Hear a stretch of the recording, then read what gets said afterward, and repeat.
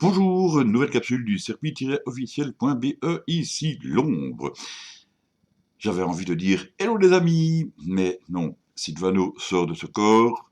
Voyons, j'ai rien contre Silvano, hein, il est excellent, non, mais c'est simplement parce que je viens de voir sa vidéo et ça m'a inspiré.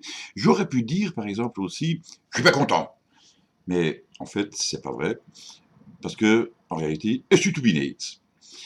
Oui, bon, je sais, peut-être que certains d'entre vous ne vont pas comprendre. Alors, bon, justement, quand on est dans le cadre de Ici l'ombre, message codé spécialement pour la résistance, donc ne faites pas trop attention à ce qui va suivre pendant 2-3 minutes, je vais essayer d'être court. Et je dis que je la sous-toubinise parce que, en fait, donc, je vous PC, et ça fait maintenant toujours ainsi que Noston Dochit en Belgique est bien payé, mais lui, ce qu'il a brandi les idiomes, et les idiomes, ça n'a rien à voir avec les Covidios dont on a parlé de main. Mais Dochit, par exemple, si vous voyez à Charleroi, du côté de Leach, ou bien du côté de Tournai del Sindat, ou bien en Craborin, nous avons des manières de cette visée que tout le monde comprenne. Et GPC, je me dis, ben, si jamais, par exemple, il y a un nouveau qui ravise du côté de Youyou, et qu'il a se prouve de comprendre un saké ce qu'on va s'occuper de viser de shit, et puis ben, il va se dire, il va tout éloigner, il va y comprendre, il va se dire, mais qu'est-ce que c'est de ce bazar-là, compris rien du tout. Mais c'est le même système que l'avons utilisé à faire les poches en 40-45, hein. Et puis ouais, ben ça roue et système, vous êtes visé, mais bon, c'est vrai que terre toute ne va y comprendre. Donc je vais en revenir au français pour vous exprimer maintenant, donc dans la langue de Voltaire, ce qui m'a tourmenté pendant un jour ou deux, à propos des chiffres et de leur interprétation, mais ça va aller quand même un petit peu plus loin. Et là, je suis passé par toutes les couleurs, c'est le cas de le dire, ça fait un petit peu jeu de mots, à propos de cette histoire de virus, je les ai dit beaucoup ce qu'on dit, tout dit des virus, et dit des journaux américains, par exemple, enfin, ça le fait rire. Et bon, j'avais déjà parlé, donc dans une vidéo précédente, de ces chiffres et de leur interprétation, pour dire que, non, on dirait vraiment quand même, quand on regarde bien, que ces chiffres expriment avec une certaine grandiloquence une réalité qui pourrait peut-être être surestimée. Oh, mais je ne vais pas insister sur ce point puisque j'en ai déjà débattu avec vous précédemment et je vais plutôt me baser sur les cartes donc de Cienzano, que je ne vais en aucune manière incriminer pour ma part. Je vais simplement vous faire part de mon raisonnement. Je vais vous présenter une première carte, une carte qui date du 1er avril. Voilà. Sur laquelle, sur cette carte, vous pouvez donc remarquer donc, que pratiquement tout est en vert. Ok, bon, ça c'était une situation à l'époque. Et puis, bon, ça a évidemment évolué. Et je vais vous montrer ici des cartes plus récentes.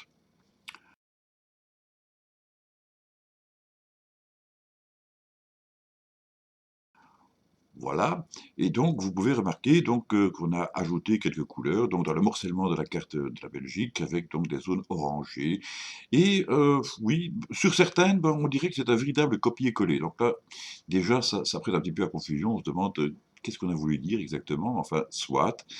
Et pour être tout à fait honnête, parce qu'il n'est pas question de falsifier quoi que ce soit dans mon narratif, on a pu remarquer, alors que l'on nous présentait les choses donc dans le cadre de l'évolution donc inquiétante de la pandémie, avec donc ces zones orangées dans lesquelles eh bien, il n'y a aucun cas rapporté.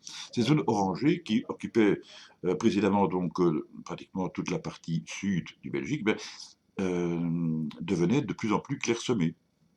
Il y en avait de moins en moins, et donc ça tendait évidemment à correspondre à la réalité de l'évolution de la pandémie.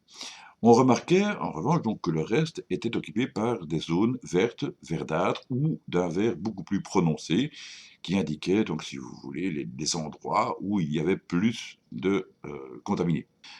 Alors moi je me suis dit, ça je vous en ai déjà fait la réflexion, bon, tous ceux là où il n'y en a pas, donc il faut les supprimer, puisqu'il n'y en a pas. On ne va pas les prendre en considération, on ne va pas les supprimer. Bon. Les verts, eh bien, on a plusieurs sortes de verts. Un vert très clair pouvant commencer au quasiment blanc, et certaines zones sont presque complètement blanches. Puis alors, vous avez des verts, je veux dire, half and half, entre les deux. et puis les verts plus foncés. Bon, on comprend facilement. Et bien moi, je me suis quand même posé une question. Je me suis dit, bon, si on peut supprimer les blancs, parce que ça, c'est le blanc de la pureté virginale, c'est égal à zéro, il n'y en a pas. Hein. Bon, donc, à ajouter à toutes ces zones orangées où il n'y a aucun cas rapporté, et puis après le vert, et puis le vert foncé. Oui, mais une chose qui m'interpelle quand même, c'est que la codification internationale pour le danger, pour la possibilité d'un préjudice, pour le stop, c'est quand même le rouge, pas le vert. Moi, au vert, je passe, prudemment, mais je passe, tandis qu'au rouge, on s'arrête. Tout le monde, ça c'est vrai dans tous les pays, normalement. Alors pourquoi présenter les choses en vert? Est-ce que justement, ça ne répondrait pas à une certaine vérité? C'est-à-dire que, bon, ben, comme on le dit, tous les voyants sont au vert, vous le voyez bien, ils sont là en vert, même en vert foncé ou en vert clair, mais c'est toujours vert. Alors pourquoi faire tout un cirque avec cette histoire-là? Je me dis, bon, attends, donc, il semble clair que, quelque part, avec des chiffres, on ne va pas dire qu'ils nous mentent, ce ne serait pas vrai, ce ne serait pas vrai qu'ils nous mentent. Bon, mais avec des chiffres qui seraient corrects, on nous présenterait les choses, vous voyez, d'une manière un peu trompeuse, alors que ben, tout est dans le vert. Eh bien, ma théorie s'est complètement cassé la figure, il faut bien que je le dise, parce que j'ai consulté le site de Cienzano pour essayer d'avoir une explication quant à cette façon de présenter la légende par rapport aux couleurs, et j'ai vu que ben, le site de Cienzano est pratiquement rédigé tout en vert, sauf le texte principal, quoi. Mais je veux dire, le bulletin épidémiologique du 4 août, par exemple, ben, le titre est en vert, les sous-titres sont en vert, les encadrés sont en vert, les valeurs sont en vert, les graphiques sont en vert, et en plus, ben, justement, le graphique représentant la pandémie principale, celle qu'on a connue vers le mois de mars, avril, par là, eh bien, tout ça, c'est aussi en vert, et donc, finalement, cette histoire de codification des couleurs n'avait aucune espèce d'importance. Et donc, patatras, ma belle théorie se cassait lamentablement la figure. Mais donc, tout est en vert simplement parce que ben, c'est une manie de Cienzano de tout présenter en vert.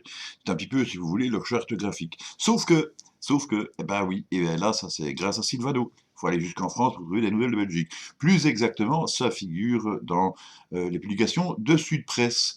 On lit ici, par exemple, ce n'est pas 60%, ce n'est pas plus 60%, mais plus 1% de cas confirmés. Ça, c'est le dixit de l'ex-recteur et virologue de l'Université de Liège, Bernard Rentier, qui dénonce le catastrophisme de Cienzano. Le catastrophisme de Cienzano, ça c'est quand même un mot, ça dit bien ce que ça veut dire. Alors, je vous lis l'article. Plus 40% de cas confirmés ces 7 derniers jours. Plus 50%. Plus 60%. Chaque jour, l'Institut de santé publique Cienzano publie sous forme de pourcentage, sur les 7 derniers jours, les chiffres de nouvelles contaminations en Belgique. Et chaque jour, ces pourcentages sont de plus en plus élevés. Face à cette manière de présenter les chiffres, de plus en plus de voix autorisées s'élèvent, et parmi elles, celle de Bernard Rentier, l'ancien recteur de l'Université de Liège, qui est également virologue. C'est toujours bon de le signaler, comme ça, bon, bien évidemment, moi, je ne suis pas médecin, je ne suis pas virologue ni quoi que ce soit, mais on peut se baser sur les propos de ce monsieur qui, lui, dispose bien des compétences pour pouvoir s'exprimer. Je poursuis l'article. Pourquoi dénoncer cette manière de faire? C'est ce que Bernard Rentier dit, ce n'est pas ce pourcentage-là qu'il faut donner, c'est le pourcentage de nouveaux cas par rapport au nombre de tests effectués, explique le virologue. C'est beaucoup plus logique. Plus on fait de tests, plus il y a de cas, évidemment. Cienzano possède ces chiffres. Il doit les donner, même s'il n'en a pas envie. Ce n'est pas normal. Et ce n'est pas normal est marqué, contrasté en gras et en bleu. Ce n'est pas normal. Tout le monde tremble. C'est le fameux virus de la peur. Mais qu'est-ce que ça représente réellement? Point d'interrogation. En chiffres absolus, qu'est-ce que 300 ou même 500 cas par jour à l'échelle de la Belgique par rapport à une grippe normale, même si celle-ci est plus mortelle? Et en plus, ces cas concernent davantage de jeunes qui sont moins soumis à des complications. Je pense que cet article-là est vraiment, vraiment parlant. Encore un grand merci à Cienzano. À Silvano, pardon. Voilà, je vais déjà vous laisser pour aujourd'hui. Je pense que cet article-là valait quand même la peine d'être lu. C'est le genre de nouvelle qui fait plaisir parce qu'on voit que les choses bougent, surtout dans une période où, pas plus tard qu'aujourd'hui même, à la télévision, on nous traitait de TDC. Hein, vous voyez, bon, enfin, moi, ça me crève le cœur, quoi. Mais, bon, ou bien encore de Covidio, ou pourquoi pas, alors qu'on est en plein FDG. Hein, il suffit de comprendre un tout petit peu, quoi. Bon, allez, je vais vous laisser. Moi, je vais partir à quelque chose d'un petit peu plus délassant, pour me changer un petit peu les idées, parce que c'est vrai qu'avec le virus de la peur. Donc, je vais regarder, je sais pas moi. Ah, bah oui, je vais regarder un match de tennis, peut-être avec Kim Clijsters. Allez, plein de bonnes choses à tout le monde. À la prochaine et comptez sur moi pour ne pas lâcher le morceau. Salut! Couchez, Coco, couchez! Couchez, j'ai dit! Non, ouais, on a adopté un petit coco, un petit, c'est un petit Covid. Ouais, non, non, c'est un Covid-17, hein, attention. Bon, c'est comme pour les autos, on fait dans le simple. Moi, j'ai pas acheté une grosse voiture et tout ça pour les moyens, donc je prends toujours les anciens modèles aussi, les occasions, tout ça, voilà. Mais ici, c'est un 17, hein, c'est un 17 modifié B12, attention, donc. Ouais, non, bah, ça ne prend pas beaucoup de place, hein, c'est tout petit. D'abord, il faut les bons yeux pour le voir, hein, attention. C'est tout petit, c'est propre, tout ça, pas de problème. Ouais, avec les autres animaux, il faut faire attention, parce qu'à ce qui paraît que, mais bon, jusqu'ici, j'ai jamais eu de problème, non. Gentil avec les enfants aussi, pas de problème. Comme pour la garde, ça c'est, ouais, ça dépend. Il faut mettre une affiche alors, hein, parce que comme ça, les gens se méfient toujours parce qu'ils savent pas, ils sont pas au courant. Mais bon, ça va, c'est gentil. À ce qui paraît aussi qu'il faut faire attention avec les personnes âgées, quoi. Mais bon, jusqu'ici, pas tellement de problèmes, quoi. Tant que ces gens-là n'ont pas trop de problèmes, je veux dire déjà des maladies et tout ça, parce que bon, ça, il faut faire attention. Il paraît que c'est contagieux, quoi. Mais sinon, bon, on est content. Ouais, ouais, ouais. Bon, je ne saurais pas vous dire si c'était un bleu ou si c'était un vert, parce que bon, de toute façon, moi, je suis un petit peu dalmatien, donc ouais, bon, ça va, j'ai fini de déconner pour aujourd'hui.